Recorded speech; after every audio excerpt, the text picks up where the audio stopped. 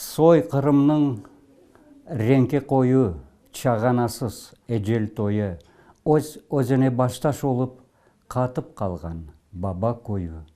Жам, керамет парчалары, қатқан көзяш тамшылары, соқыр құю, эке дерек, ве первасыз яқын эрек.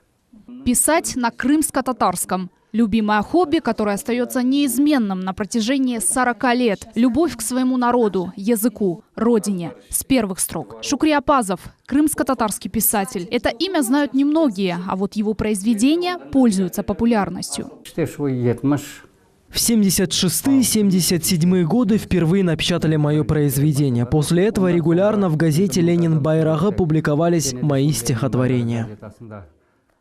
Сегодня делиться творчеством нелегко. Возраст, да и здоровье уже не то, скромно признается писатель. Всего у Шукри Апазова более 100 напечатанных стихотворений, и в каждом его душа.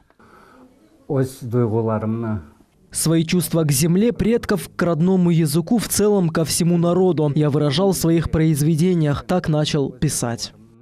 Сегодня встретить Шукри Апазова на публике – большая редкость. Библиотека имени Гаспринского предоставила такую возможность ученикам Черноморского. Дети могли лично послушать мэтров крымско-татарской литературы, с чьим творчеством были знакомы только по учебникам. Мы даже показали району, насколько уникальный человек, писатель, поэт, живет с большой буквы, живет у них в районе.